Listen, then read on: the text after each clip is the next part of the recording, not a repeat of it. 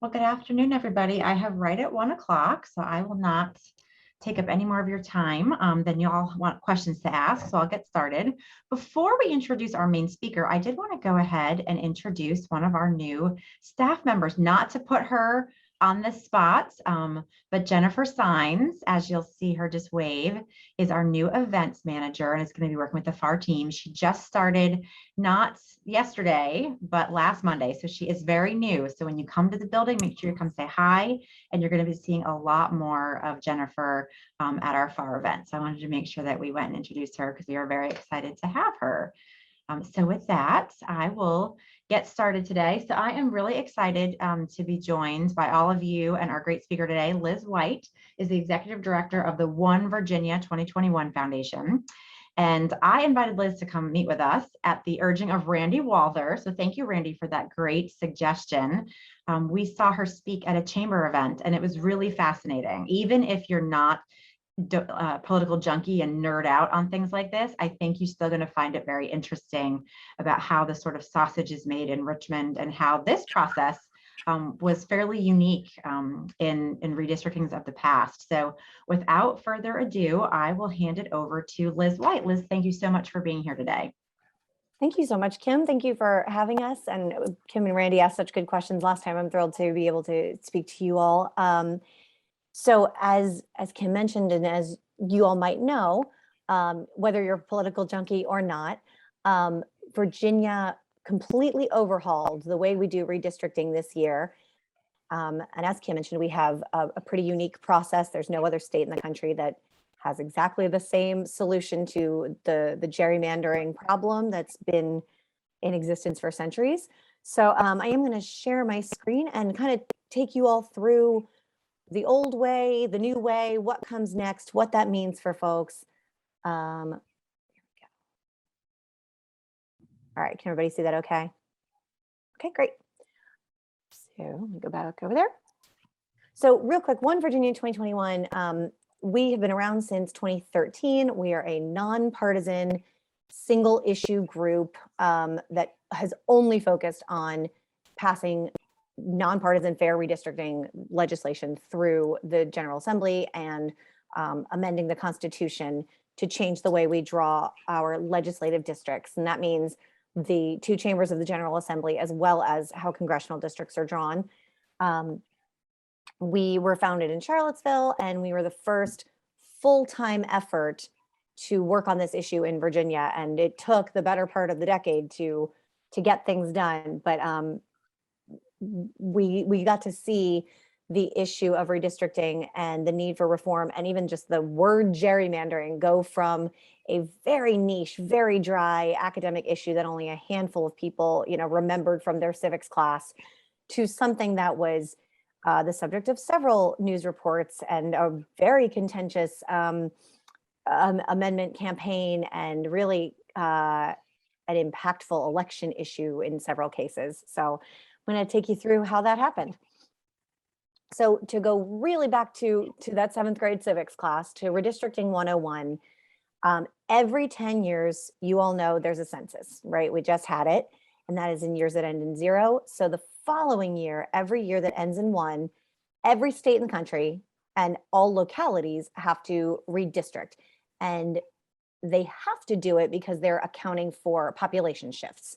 Not only how many people live where, but who lives where. You get new demographic information. Sometimes that can inform how districts are drawn.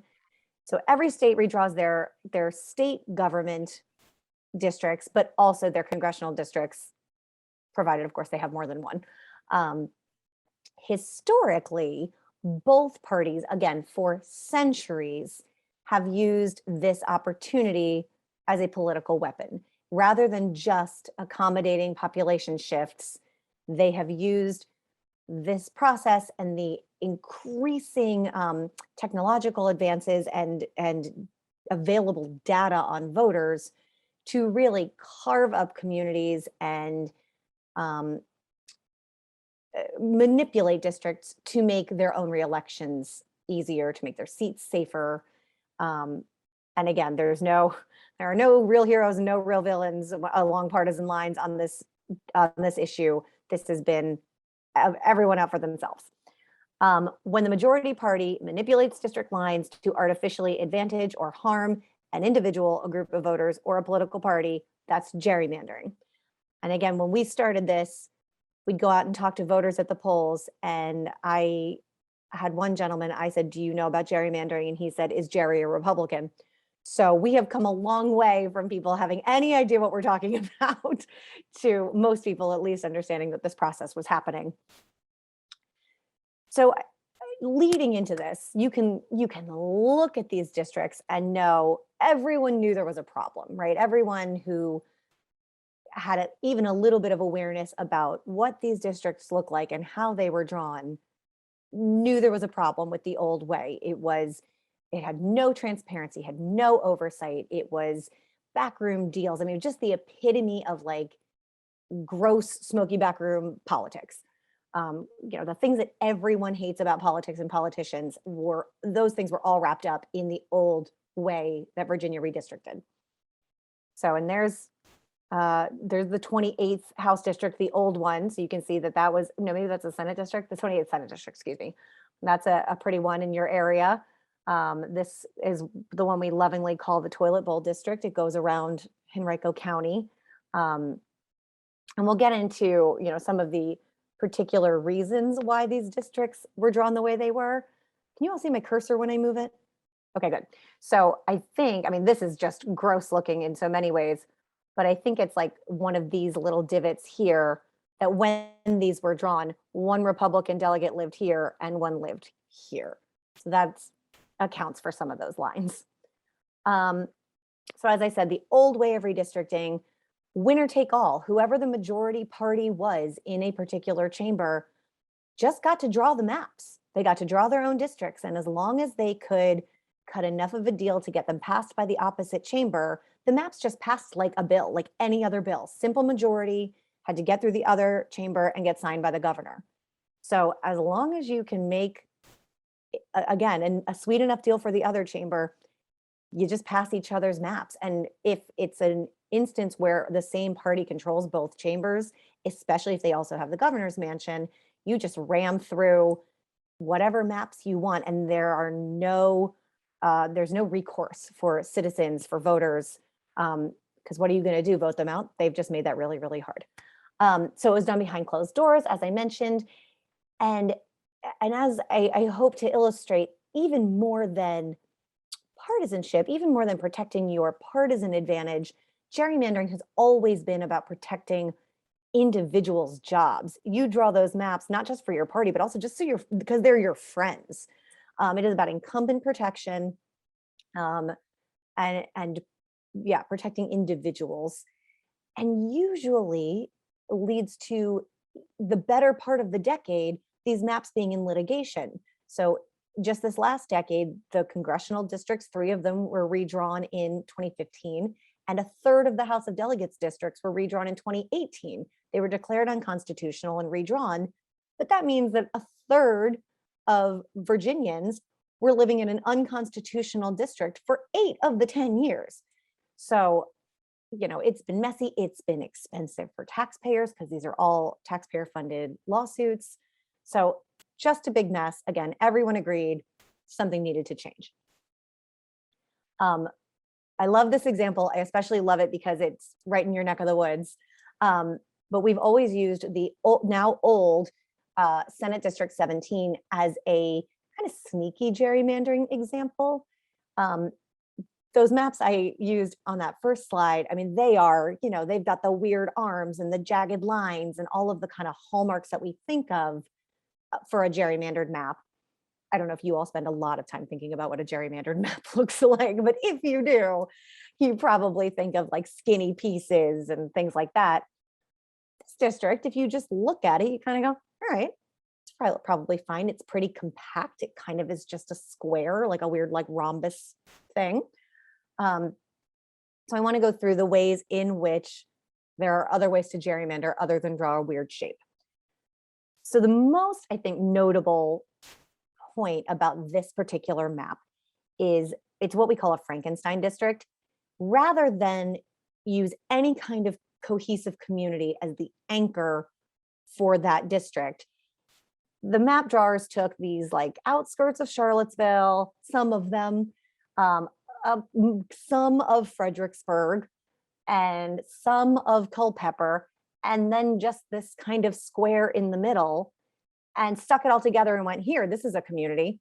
When you all live in Fredericksburg or thereabouts, you know that you're not part of the same community as some of the outskirts of Charlottesville or Culpeper. And while there might be things in common, if you all need to get together and advocate for something, you don't have a single representative to represent your interests. And you certainly probably don't have the same priorities as those other communities. Not to mention these poor communities, you know, in the parts of the map that don't have city names on them.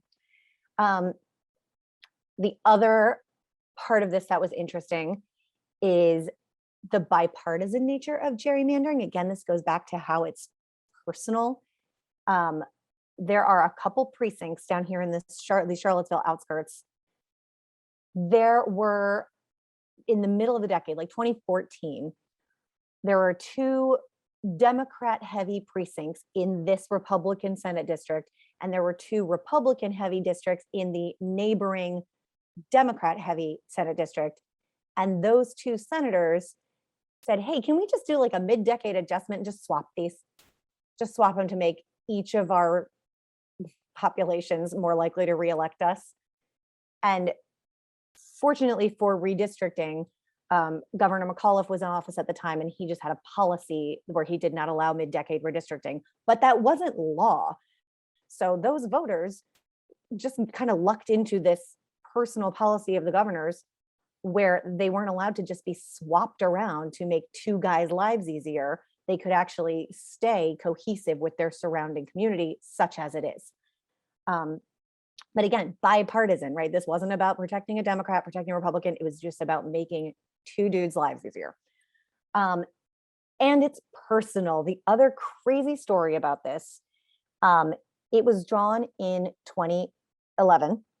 It was drawn by Democrats, and they drew it to protect the incumbent, as they do. They wanted to keep him in office, but they mostly wanted to protect him from this up-and-coming city councilman that they heard was going to run against him. And they went in and they drew this weird divot, which I think is on my next slide. Yes, right here, this divot, because that city councilman's neighborhood is in that divot. And they drew right through the middle of a neighborhood, right up a residential street, to make sure that they carved that person, that one guy, these maps that are going to last for 10 years, they drew that one guy out of the district so that he couldn't run against their friend. The great part of the story is that they got the wrong Reeves family, which is why Senate 17 is currently represented by Senator Bryce Reeves. So they, you know, if you're going to gerrymander, you should probably check the first names on, you know, housing deeds. But I know no one in this group would ever make such a mistake. But it's just, I would think, especially from your perspective, what a wild story, what a crazy attempt, and what a weird failure. But just because this district looks okay doesn't mean that there aren't a lot of things wrong with it that were allowed because of the old system. I realize I skipped over. I'm going to put a pin in this and come back, but I'm going to go back to 2011 when I talked about the Democrats drawing the Senate map. 2011 wasn't, you know, the last time the old system was used was an interesting situation in Virginia, because if you recall, we had split government. The Senate was controlled, actually it was exactly like now, the Senate was controlled by the Democrats, the House was controlled by the Republicans, and there was a Republican governor.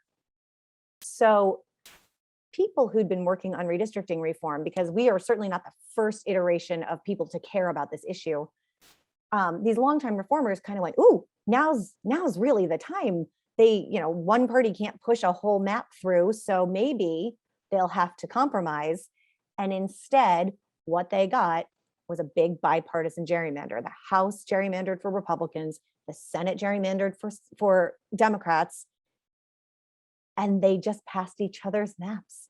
Because even more than, for example, House Republicans wanted to protect their Senate counterparts, what they really wanted to do was luck in their own districts. And it was worth it to them and again, no heroes, so vice versa, but it was worth it to them to let the Senate stay in Democratic hands to protect their own districts to the extent they did. And again, vice versa. So now back to not present day, but back to where we were. All of those problems with the old system are now hopefully things of the past. They're going to be prevented by the new features of the new system, which are partisan balance in the decision making. It is not a winner take all system. Public input, so there's no more smoky back room, there's no more lack of oversight, and just transparency at every level. You cannot draw a district with a weird divot without having to explain to the public that you did it because you thought Bryce Reeves lived there. You got to come up with a better reason, or actually have a better reason to draw a line. I can't see everybody on the screen, but if anybody has a question, feel free to like raise your Zoom hand, or okay. Yeah, I'll make sure I manage that for you, Liz. I'll grab Great. folks if they have questions. I know I'm throwing a lot of information at you, so please feel free to stop me or slow me down or get me to clarify something. All right, so we have a completely new redistricting system in Virginia. The first and major part of that is the Virginia Redistricting Commission. And this was all put into the Virginia Constitution in the 2020 election. So I know there were probably some higher profile races on that ballot, but you may recall that you voted for Amendment 1, or voted on Amendment 1. 2/3 of the electorate passed this because, again, everyone agreed on the problem. And what that amendment did was create the Virginia Redistricting Commission. It is made up of 8 legislators and 8 citizen members. They are divided evenly by party. They are selected from an absolutely open application pool on the citizen side. They are narrowed down by legislative leaders, and they are selected by a panel of 5 retired circuit court judges. And they have to use new criteria, and we'll get more into the criteria, the lack of what there used to be, the new added fleshed out criteria that exists now, but they obviously have to abide by federal law, like the Voting Rights Act, like the 14th Amendment. But they had to consider, there's some strengthened Voting Rights Act language now in the Virginia Constitution. So you have to ensure that minority communities have the capacity to elect a representative of their choice where applicable. There's a ton of new transparency measures. And it also says that a statewide map as a whole cannot unduly favor any political party. So that, it turns out, is a little open to interpretation, but it does mean that as a kind of a check on the whole system, you can't have a map that just doesn't line up with historic election results. You can't have what you had in 2011, where the House of Delegates in a reliably purple state drew 66 Republican seats out of 100. You can't have 2/3. You can't look at a map and go, well, that is not what Virginia looks like under these new rules. The other part of the process that was put in place by the amendment is the backstop of the Supreme Court of Virginia. So in case the commission is unable to produce maps, or in case the commission produced maps that could not pass the General Assembly, because the General Assembly does get an up or down vote on the maps. In case there's just a deadlock at any part of the process, the Supreme Court of Virginia is there as the backstop. The enabling legislation is what the kind of the fleshed out version of the law is called, that the General Assembly passes. That requires the Supreme Court in this instance to hire 2 special masters.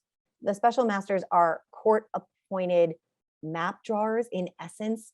The Supreme Court referred to them as having a quasi judicial role. So they're a little more than like an expert testimony.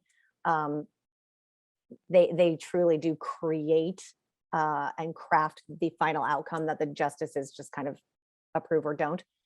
But you have to hire two. No one else has ever hired two. That's not a thing that really happens, but in the interest of partisan balance and fairness, the Supreme Court of Virginia in this process is required to hire two special masters, one nominated by each party. The most important part, I think, of this whole thing and the most dramatic shift from the old way is the transparency and public participation. Also, some of this is baked into the Constitution now, a lot of it, especially the transparency, and some of it was fleshed out by accompanying legislation. But there is a requirement for at least 3 public hearings before any maps are drawn, and at least 3 public hearings about whatever the draft maps are. Every meeting is open. The records all records and all votes are either done in public or subject to FOIA, the Freedom of Information Act. Like the doors flung wide open to public involvement, public engagement, public oversight on this historically locked down process.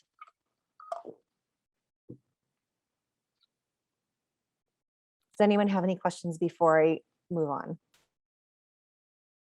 Okay. So the criteria to draw maps, the old way, I mean, literally was just this. They had to be compact, contiguous, and of equal population, and comply with federal law, which seems pretty obvious. And it turns out compact means whatever the General Assembly wants it to mean. You see some of those districts, they're by no stretch of the imagination compact. And even the ones that are, that doesn't necessarily tell you it's a good map. Contiguous can include a body of water. And in Virginia, that's okay. We have a lot of rivers and things that you have to navigate. But for example, the old 3rd Congressional District, the old now, before it got redrawn mid-decade, we used to joke that Congressman Scott could only represent his district if he had a jet ski, because he's, all these different parts that cross the James multiple times. And his district went from Richmond all the way down to almost Norfolk.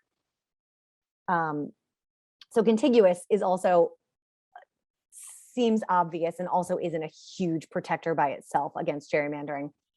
And equal population, again, hopefully something they're able to accommodate.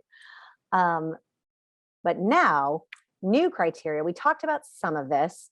So you can't draw a district that results in the denial of any racial or language minority group to elect representatives of their choice, is really a mirror to the Federal Voting Rights Act language.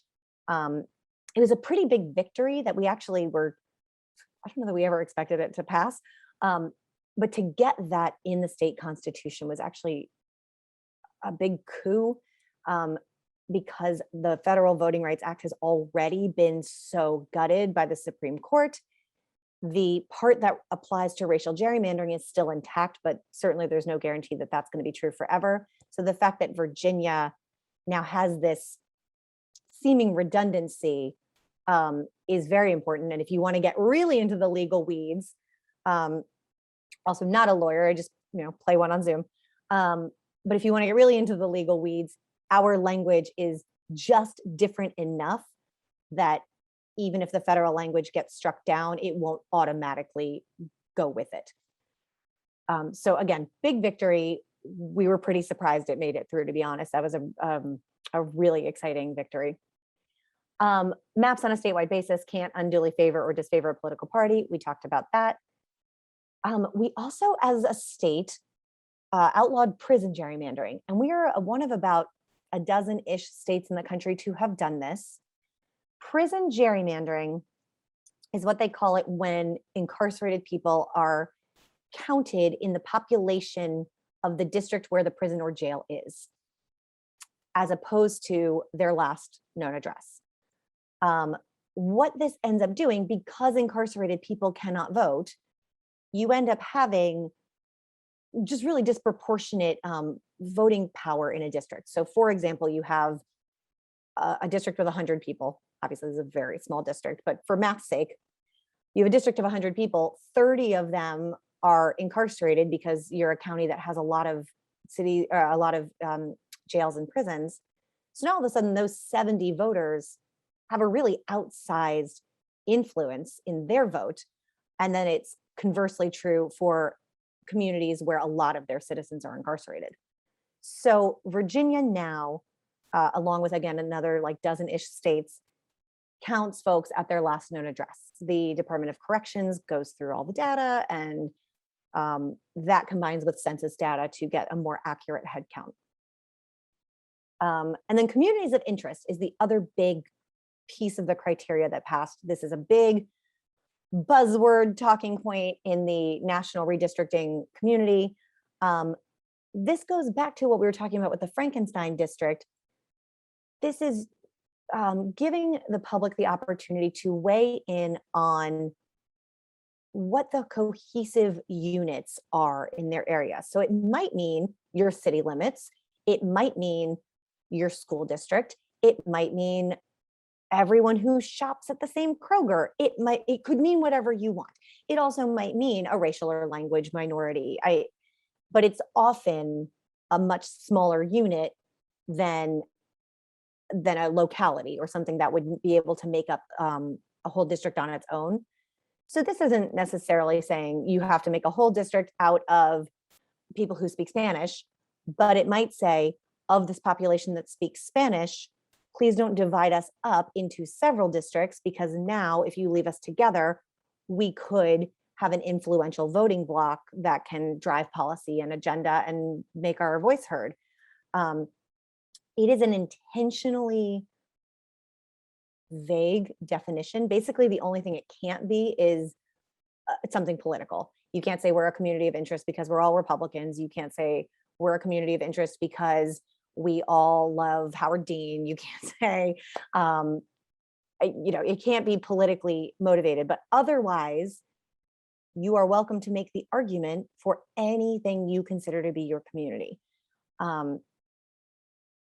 And that was a big part of our outreach and of the public input throughout this process. We worked with a group out of Princeton that allows you to just draw your own community map. They make it very, very easy. You do not have to be a computer whiz or a cartographer or a political scientist to go in and say, well, I think my community goes, up this street and like to the Wendy's and down to that school. I mean, whatever you use to define your community, you could draw it, you could write about it, you could go to a meeting and talk about it. I think it was really influential in the commissions and the court's final decisions. And Fredericksburg, actually, the city of Fredericksburg was one of the real success stories. Fredericksburg and Lynchburg were the two cities, the two localities that made repeated, cohesive arguments about why they should not be split. And if you look at the new maps, House of Delegates, Senate, and Congressional, I believe, Fredericksburg City is in one piece, which that has not been the case historically. Lynchburg City is in one piece. There's the Columbia Pike area up by Arlington is in one piece. And that's because people from the communities came and spoke up about why that should be. So that was a really exciting thing to watch. So status update. And this is an old status update, but we're done with the process now, so it's still all true. So the Redistricting Commission this year was unable to reach consensus on the maps. So the Supreme Court had to step in because they hit their deadline, they ran out of time. The Supreme Court was then put in charge of establishing the maps. They selected their special masters, one nominated by each party. Dr. Bernard Groffman, who is the preeminent special master. He's, in this kind of work, you get into like a very niche community, and Dr. Groffman is like a rock star in that very niche, nerdy community, but he's the guy. He redistricted, he drew the redrawn maps for our congressional districts in 2015, our House districts in 2018. In fact, the same week the final maps came out for the state, Dr. Groffman also like redrew the Virginia Beach local government district. So he's the guy. And then Sean Trendy, who is a political consultant from Real Clear Politics, was his partner. and they really worked together very, very well.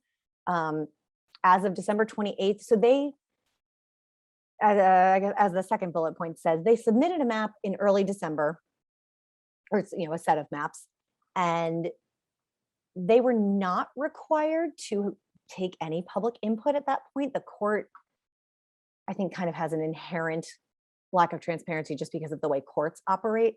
But these special masters, it was up to their discretion whether to host public hearings or to accept public testimony. You could email it to the court, but no guarantee anyone's going to read it. But they did. They took their job very seriously. They took the transparency and public input part very seriously. They hosted 2 virtual public hearings. They were hours long.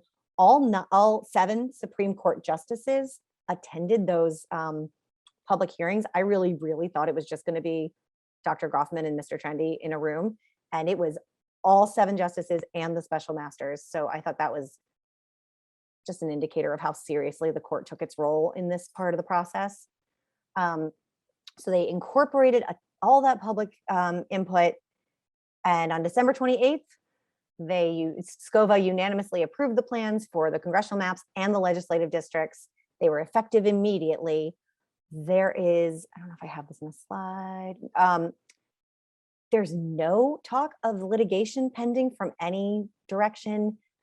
National experts and analysts and advocacy groups all said that these maps were good, that they were representative of racial diversity, that they were balanced along partisan lines, that they tracked with Virginia's electoral history, that they kept communities together, that they kept localities together.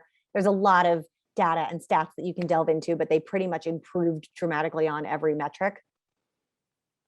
So here's what they look like. I would encourage you, as soon as I stop this, I'll pull up the chat. VPAP.org, the Virginia Public Access Project. If you're not familiar with it, they are just a brilliant organization. They're just a jewel of data and visualizations and explanations that help you understand the data. So all of this is from them, and they have just launched new features on their redistricting page that help you. You can enter an address and it'll say, well, here's what your districts were, here's how they've changed, here's where you go now. So I highly encourage you to use those tools. But here's the House of Delegates maps. And you can see that you just don't have the crazy spindly arms. I mean, our counties are kind of weird shapes in some cases. So you don't have squares or circles or straight lines in a lot of places, but it looks a lot less crazy. The Senate districts, similar. And those congressional districts are pretty different. I mean, I know in your area and in my area, we've swapped congressional districts because I'm in Chesterfield. But that 5th district that used to go from Fauquier County down to North Carolina is no more. I mean, they just make so much more sense now. If you are really curious and just have a lot of spare time and we want to know what the special masters were thinking, they produced with both sets of maps a huge memo, and I'll find that link before I leave, where they really walk through their rationale and everything. And because I think a lot of people look at a map and go, well, why didn't you do it this way? And they probably address it. They say, well, we thought of doing it this way, here's why we didn't. We thought of this is why we didn't. We know this looks a little weird, here's why. So it's just a thoughtfully done and just transparently done process. So to get some local flavor in here, these are House of Delegates districts around Fredericksburg before and after. So here's the old 88th. This was it was Delegate Mark Coles for a long, long time. And then this is the 28th, which was Josh Coles. Not only are the districts a mess and the precincts are all split, but you also had 2 Coles to vote for. How confusing. But you can see the lines go right through Fredericksburg City. They cut Stafford in half.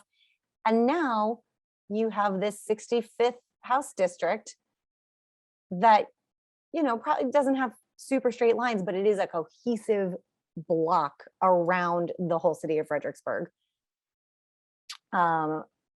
And that's the overlay. This is the kind of thing that's on VPAP that I just think is so interesting. These are, whoop, did not click that.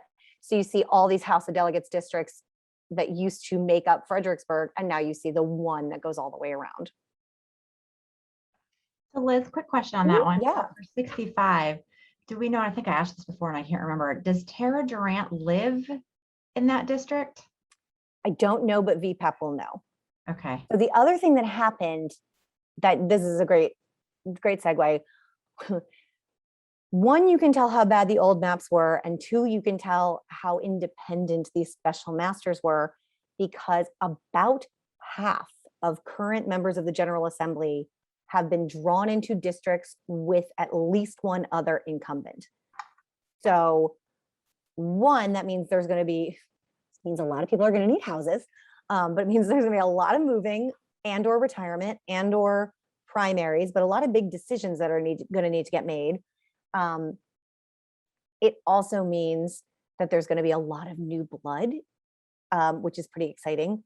And it does show how bad the districts were before, that when you draw districts that are actually rooted in communities and populations and public input, half of the delegates and senators are all on top of each other. So it's going to be an interesting time for sure, but that seems to be the only people really upset about these maps are the ones who need to move. But VPAP does a really good job of saying, they'll say, for example, here's the new 65. It has 2 incumbents. It has 0 incumbents. Here's who they are. And you can track what the races are going to look like in the next year or two. The other thing that's interesting, and I think I have it on a slide coming up, the legislators, I mean, I feel for them as people, that they've got, a lot of them have these huge decisions to make. But I think what's also tricky that they're navigating right now is that they still technically represent, your representative is the person who was on the last ballot you filled out. So just because the new maps show that you live, like you might live in the 65th now, but if you voted in the 88th in the last election, that delegate is still your delegate. They're still responsible for you, but they are in kind of a weird 1 foot in each map kind of situation now, where they have to try to represent the people who sent them there, but also get to know and prepare to run in a new district. So we are in a weird time. Just real quick, I'll show you the Senate districts. I mean, you can see how much better this one looks. I feel like this is a pretty egregious shift. You know, this Senate district that has this tiny skinny part and goes all the way up well into Prince William and up in like near Fairfax, and instead is mostly just Fredericksburg and Stafford now. That's what the Senate districts were, that all now have a part in, what number was that, the 27th? Oh, and then this is as I said, the congressional districts, we've all kind of switched, because I'm now in the first, I'm in the part that like loops over Richmond and gets Chesterfield and Henrico. And then you all are in the 7th. Some exciting primaries coming up. But instead of having this like pretty cohesive group in 3 different congressional districts.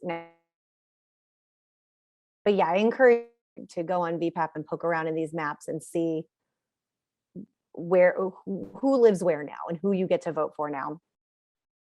The only other thing I would note that the special masters talk about in their memo that wasn't a requirement, but was a best practice that they chose to bring to Virginia, is this idea of nested districts. So rather than draw 3 maps completely independent of each other, they drew, I don't know what order they went in, but probably they drew the smallest unit first. They drew House of Delegates districts and then put 5 House of Delegates districts in 2 Senate districts, approximately. Yeah, that's right. Checking my math. And then there's about 4 Senate districts nestled in each congressional district, so that you have a cohesive pyramid of representation. So again, if you and your community and your voting bloc need something and want to advocate for something, or need a service, or need to find out information, you have one cohesive ladder that you can climb, as opposed to going, well, this whole group has the same senator, but we've got 3 different delegates and we've got 2 different congressmen. And what is this? It's a lot more cohesive now. Overlapping jurisdictions helps ensure that communities of interest that underlay the House of Delegates districts have multiple layers of representation. They also did a regional approach. These nestled districts, they centered in the Shenandoah Valley, the DC metro area, the Richmond area, and Hampton Roads. So kind of divided the state in 4. So the only litigation that is still out there, as I said, there's no litigation to change the maps, which is, again, a huge change from other years. It's a huge change from what other states are going through now. Again, even if you're not a political junkie, redistricting is still in the news all the time. You keep hearing another state is having their maps either overturned by a state Supreme Court, because we are big trendsetters in Virginia, I guess, or they are passing maps that one side or the other is very upset about. But you're seeing more and more overturning of bad maps, but we don't have to go through that, which is great. But there is a lawsuit pending to determine whether the House of Delegates has to run again this year, since they ran on old maps in 2021. Ordinarily, redistricting would be done fast enough, even under the new system. Redistricting would have been done early enough that the elections in the year ending in 1 would still be able to happen on new maps. But you may recall, it now seems like a million years ago, but you may recall that the 2020 census data was incredibly delayed, like 6 months delayed. So even if they'd been able to get the data, process the data, and draw maps in a week, it still would have been too late to have primaries, 45 days of early voting, all these other things that have been put in place. So the House of Delegates, kind of through no one's fault, ran on old, questionably constitutional districts in 2021. No one really was in a hurry to push this lawsuit through. Neither party was really encouraging it. The plaintiff is a Democratic lawyer named Paul Goldman. They're still mired in technicalities and procedural issues, and they keep going, up and down the federal court system, appeals and motions to deny, and appealing the motion to deny, and they get into like a triple negative that I have trouble following at some point. But the underlying status update on that case is they haven't even started arguing the actual merits of the case. They're running out of time. The deadline for candidates to file is coming up in a couple of weeks. It's in early April. And the consensus that I hear is just that there's not going to be time, whether the court holds up the merits of this argument or not, there's just not going to be time to implement it. So most likely the only elections this year that are in new maps are the congressional elections. And then state Senate and the House will run again in 23 as usual. Also, even if the House has to run again this year, they still have to run again in 23. So it's potentially just a lot of elections. But that's the only litigation out there still. We talked about the legislators kind of navigating 2 sets of constituents right now. I think that's it. I'm going to stop my share. Again, I know that I threw a ton of information at you all. And I have been told that I talk fast. So let me know if you have any questions or want to clarify anything. Yeah, Liz, this was great. So I think if you don't mind, I'm just going to go ahead and share my screen really quick. Sure. Because I brought up this, if you all can see it with the blue in the middle, the 65, this is the new House of Delegates for us. And this it looks so different. You can see in the middle, Fredericksburg has been split between the 88th, which was Phil Scott, who's new, and then the 28th, which was Tara Durant, who's new. So Josh Cole and Mark Cole, for those of you who've gone on our day on the Hill before. And just look at how different these numbers were. Not numbers that existed in the Fredericksburg region before this year. So I think looking at this, I think that Bobby Orrock is going to live in the 66. I'm pretty sure his house is down here in Caroline. And I think Margaret Ranson lives in this area. She was 99 Was before, 99. right? So I think that some people will remain, but I don't know where Phil Scott lives. So is he going to run against Bobby Orrock, or is he going to go somewhere else? He seems to really like being a delegate, and we really liked him. So we'd like to see him be able to stay. And then out here, we've got Spotsylvania split between these two numbers. I don't even know who lives out here or who would run in this district. I haven't looked extensively to see who's interested. I've got one outreach from a guy who was interested in a Senate district, but these are going to be some new people. You can see we'll have a lot more representation. I feel like more people that we'll be able to talk to. So this is the House of Delegates. So it looks vastly different than what we've had before. I also, the Senate maps I pulled up too. Let's see. Yeah. So when you look at the Senate maps, we've for years, a tiny piece of Stafford has belonged to Jill Vogel, like 6 precincts or something crazy. Jill Vogel has never once come to anything we've ever done. Those constituents, while they may be just fine with Jill Vogel, and I'm not saying this about her personally, she was in no way connected to the Fredericksburg community. So it's going to be interesting, I think, to have a little bit more concentrated representation for our area. This 27th is so compact. That will be our senator that we will really get a chance to get to know quite well.